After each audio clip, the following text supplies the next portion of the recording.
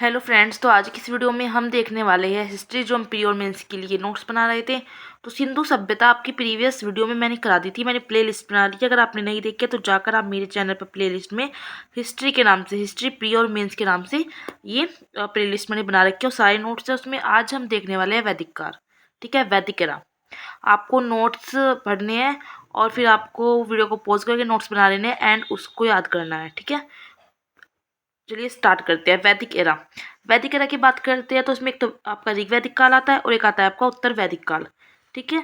ऋग्वैदिक काल में जो है वो है 1500 ईसा पूर्व और दूसरा आता है उत्तर वैदिक काल 1000 ईसा पूर्व से 600 ईसा पूर्व, ठीक है। सबसे पहले हम बात करते हैं ऋग्वैदिक काल की। ऋग्वैदिक काल में परिचय देखोगे आप, कालखंड देखोगे, आर्य और इनके आगमन का स्थान और विवाद क्या रहा, साक्ष्य पढ़ोगे, वेदों तथा उनसे संबंधित ग्रंथों का अध्ययन, यज्ञ तथा उसके प्रकार और नदियों के नाम तथा उनके वर्तमान नाम। और हम देखेंगे जो ऋग्वैदिक काल था उसकी विशेषताएं कैसी थी। विशेषताओं में हम सामाजिक, आर्थिक, राजनीतिक और धार्मिक पढ़ेंगे जो काफ़ी ज़्यादा इंपॉर्टेंट है, ठीक है। तो सबसे पहले हम बात करते हैं परिचय की। तो वैदिक या आर्य सभ्यता कहते हैं इसे। वो क्या थी, ये ग्रामीण सभ्यता थी, ये पशुपालक समाज था। इसका आधार जन था। जन मतलब कबीला। जन क्या था, छोटा क्षेत्र जहाँ लोग निवास करते हैं उसको कहते हैं जन, कबीला। ये समाज कैसा था, पितृसत्तात्मक समाज, मतलब पिता को ज्यादा अहमियत दी जाती थी। पिता के बाद जो है सत्ता पुत्र को प्राप्त होती है, उसे कहते हैं पितृसत्तात्मक समाज। कालखंड की बात करें तो सामान्य तौर पर मिले साक्ष्य के आधार पर इस काल का जो निर्धारण है वो 1500 ईसा पूर्व से लेकर 1000 ईसा पूर्व तक देखा जाता है। 1500 ईसा पूर्व जो है ऋग्वैदिक काल को माना जाता है। इस काल के विषय में जानकारी का जो सबसे बड़ा स्रोत है वो कौन सा है, ऋग्वेद ही है, जिसके कारण से हम क्या कहते हैं, ऋग्वैदिक काल है, ठीक है, क्योंकि जानकारी ऋग्वेद से मिली है। आर्य की बात करते हैं। आर्य क्या है, यह एक संस्कृत भाषा का शब्द है जिसका अर्थ श्रेष्ठ है। सर्वप्रथम मैक्स मुलर नामक विद्वान ने आर्यों को श्रेष्ठ रूप में बताया। मतलब श्रेष्ठ जो सबसे पहले बताया था आर्यों को, किसने बताया था, मैक्स मुलर नामक विद्वान ने।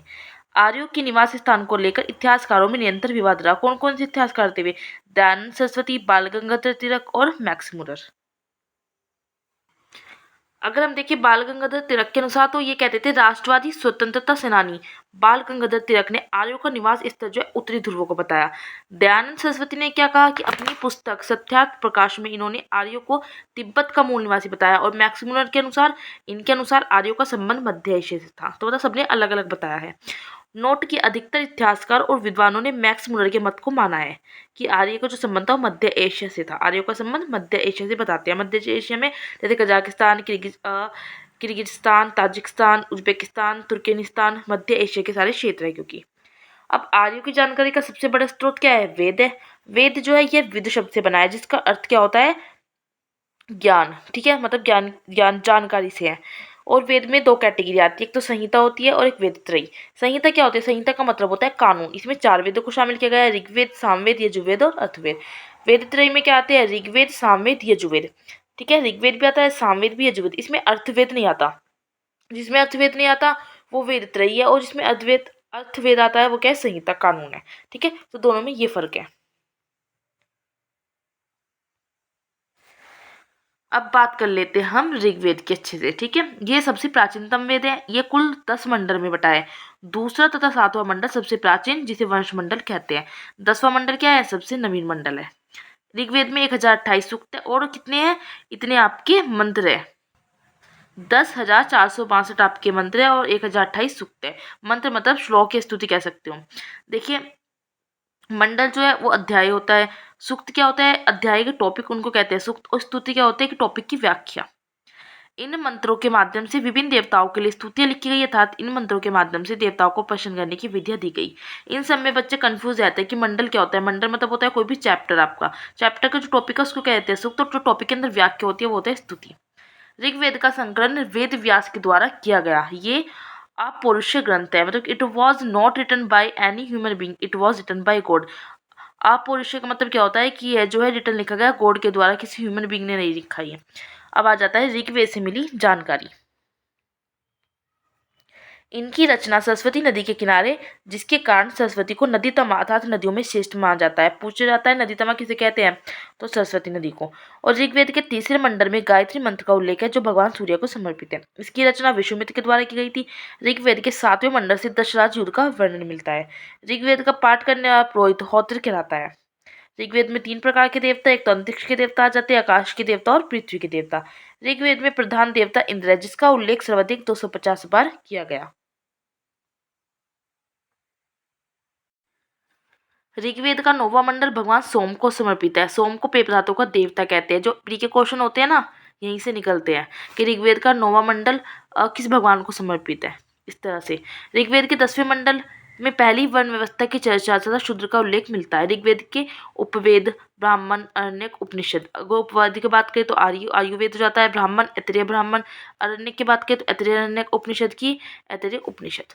सामवेद क्या है? साम का अर्थ गायन से है। भारतीय संगीत शास्त्र का प्राचीनतम वेद सामवेद है। सर्वप्रथम संगीत के 7 स्वर का उल्लेख जो है इसी में हुआ था, सामवेद में।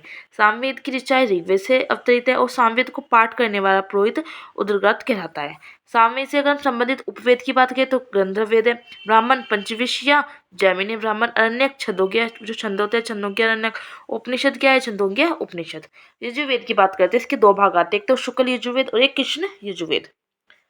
इसमें विभिन्न प्रकार के यज्ञों का उल्लेख है, जैसे अश्वमेध का, नरमेध, राजसूम, अग्निष्टोम, वाजपेयी यज्ञ, और कौन सा यज्ञ है और है गोमेध। ठीक है।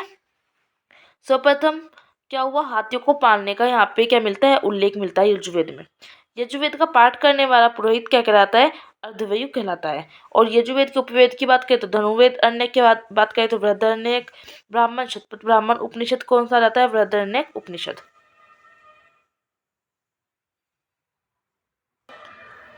अर्थवेद में बात करें तो ये जादू टोना तंत्र मंत्र से संबंधित वेद है। इस वेद में औषधियों का बहुमूल्य ज्ञान है। इस वेद में वास्तुशास्त्र का ज्ञान दिया गया। इस पुरोहित को क्या कहते हैं? ब्रह्मा कहते हैं। अर्थवेद के उपवेद शिल्पवेद है। ब्राह्मण क्या है? गोपत। अरण्यक, अर्थवेद का कोई अरण्यक नहीं है, याद रखना है आपको, क्योंकि अरण्यक ज्ञान और दर्शन की व्याख्या करते हैं, उसमें जो जादू टोना की बात आ रही है। उपनिषद क्या है? इसका मुंडक। ये क्वेश्चन पूछा जाता है कि अर्थवेद का जो है अरण्यक कौन सा है, तो अगर कोई नहीं ऑप्शन है तो आपको लगाना है कोई नहीं। अब आ जाते हैं ऋग्वैदिक कालीन विशेषता, जो काफ़ी इंपॉर्टेंट है। पहली आ जाती है राजनीतिक विशेषता। ऋग्वैदिक काल जो है जन आधारित, जन मतलब मैंने बताया था कबीला, उसमें रहने वाला था। राजा जनता के सहयोग से राजा बनता था। राजा के प्रयुक्त शब्द कौन सा होता है? गोपा, जनस्य, पुरबेत्ता, विष्पति, गणपति और गोपति। राजा का सहयोग करने की 3 संस्थाएं होती थी, सभा, समिति और विदत। ये श्रेष्ठ जनों की सभा थी, सभा जो थी। इस संस्था का कार्य निर्णायक जो निर्णय मतलब न्यायिक निर्णय का था, कि न्याय करने वाला। समिति की बात करें तो ये जन सामान्य लोगों से मिलकर बनी संस्था थी। विदत की बात करें तो ये आर्यों की सबसे प्राचीन संस्था है और ये संस्था लूट के मार का बंटवारा करती थी। ऋग्वैदिक काल में युद्ध गायों के लिए होता था। सभा तथा समितियों में महिलाओं का प्रवेश यहाँ पर था। आर्यों को क्षेत्र की बात करते हैं तो सप्त सैंधव प्रदेश था। सिंधु नदी उसकी सहायक नदियों के आसपास का क्षेत्र जहाँ आर्य बसे।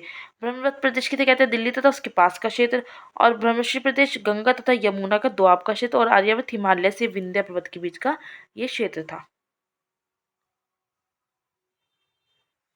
दक्षिण पथ की बात करें तो विंध्य पर्वत से लेकर दक्षिण भारत का क्षेत्र। उत्तर पथ विंध्य पर्वत से लेकर हिमालय पर्वत का क्षेत्र। कुछ अन्य तथ्य। इस काल में कुछ धार्मिक ग्रंथ और मान्यताओं में बेटियों को कृपण कहा गया। कृपण का मतलब क्या होता है? जिसका अर्थ सभी दुखों का कारण है, मतलब बेटे को कहा जाता था दुखों का कारण। इस काल में बलि शब्द का प्रयोग कर के लिए करते थे। सबका अलग अलग है अपना। सामाजिक विशेषता की बात करें तो ऋग्वैदिक कालीन समाज में समरूपता दिखाई देती है। ऋग्वेद के 10वें मंडल से वर्ण व्यवस्था की चर्चा, समाज पुरुष प्रधानता, ये पता चलता है। कुछ महिलाओं की स्थिति वहाँ पे अच्छी थी, ठीक है, लेकिन जो समाज था पुरुष प्रधान था। पितृसत्तात्मकता, महिलाओं को सभा समिति में भाग लेने का क्योंकि अधिकार भी था। स्त्रियां उपनयन संस्कार में भाग लेती थी, पति के साथ यज्ञों में हिस्सा लेती थी। बहु विवाह यहाँ पे प्रचलित नहीं था, विधवा विवाह प्रचलित था। और नियोग प्रथा थी। अब नियोग प्रथा क्या होती है? नियोग प्रथा उसे कहते हैं कि एक महिला को संतान उत्पत्ति के लिए अपने देवर से संबंध बनाने की छूट दी जाती थी पति के मर जाने पर। ऋग्वैदिक कालीन समाज में अत्यंत जो जीवन था वो जीवन पर्यंत विवाह न करने वाली स्त्री जो है अमाजु कहलाती थी। अमाजु का मतलब है कि जीवन पर्यंत जो विवाह नहीं करती स्त्री। अब आ जाता है ऋग्वैदिक काल में भोज्य पदार्थ। यव तथा चावल मुख्य भोजन थे। अश्वमेध यज्ञ के बाद घोड़े के मांस खाने का प्रचलन था। गाय के अगन्य मतलब कि न मानने योग्य शब्द का प्रयोग किया जाता था। यहाँ पे अतिथि को गोहन कहा गया है। ऋग्वैदिक कालीन अर्थव्यवस्था। इस काल की अर्थव्यवस्था मुख्य रूप से पशुपालन पर निर्भर थी, लेकिन परंतु कुछ कृषि कार्य भी यहाँ पे होता था। इस समय तांबे और कांस्य का प्रयोग होता था। सोने के प्रयोग की भी चर्चा दिखाई देती है। इस काल में व्यवसाय के होने के साक्ष्य मिले हैं। मुख्यतः जो वस्त्र बनाने का व्यवसाय स्त्री द्वारा किया जाता था। नोट या पानी शब्द का प्रयोग व्यापारियों के लिए किया जाता है। ठीक है, याद रखना है कि ऋग्वेदिक काल में पानी शब्द का प्रयोग किस लिए किया जाता था? व्यापारियों के लिए। ऋग्वैदिक काल की बजाती है धार्मिक विशेषता। तो ऋग्वेद से इस तथ्य की पुष्टि होती है कि यह काल बहुदेववादी था। यहाँ देवताओं को 3 श्रेणियों में बांटा गया, एक तो अंतरिक्ष का देवता, आकाश का देवता और पृथ्वी का देवता। अंतरिक्ष देवता की बात करें तो इन देवताओं का दायित्व सर्वाधिक था। इनमें प्रमुख देवता थे इंद्र, मारुत, वायु, रुद्र। रुद्र मतलब ये भगवान के पहले रूप में जाने जाते थे। आकाश के देवता की बात करें तो उसके अंदर प्रमुख देवता है सूर्य, धौंस, वरुण, उषा और अश्विन। और पृथ्वी के देवता की बात करें तो अग्नि, पृथ्वी, बृहस्पति, सरस्वती, सोम। ठीक है, ये इनकी धार्मिक विशेषता जाती है। प्रमुख देवता और उनके कार्य। प्रत्येक देवता को भौतिक तथा आध्यात्मिक आकांक्षाओं की प्राप्ति के साथ जोड़ा जाता है। इंद्र, इन्हें पुरंदर, पुरंदर मतलब किले का ध्वंसक कहा जाता है, अर्थात इन्हें युद्ध का देवता कहा जाता है। वरुण, ये मेघों को रोककर, बादलों को रोककर वर्षा कराने का कार्य करते हैं। ये प्रकृति में संतुलन बनाने और नैतिक नियमों का पालन करने वाले देवता है। आ जाते हैं अग्नि देवता। ये देवताओं तथा इंसानों के बीच पुल का कार्य करते हैं, अर्थात इंसानों के द्वारा देवताओं को दी जाने वाली भेंट अग्नि के माध्यम से दी जाती है। सोम, इन्हें वनस्पतियों का देवता कहते हैं, साथ ही साथ प्रिय पदार्थों का देवता भी इन्हें माना गया है। अश्विनी, इन्हें आर्यों का वेद कहा जाता है।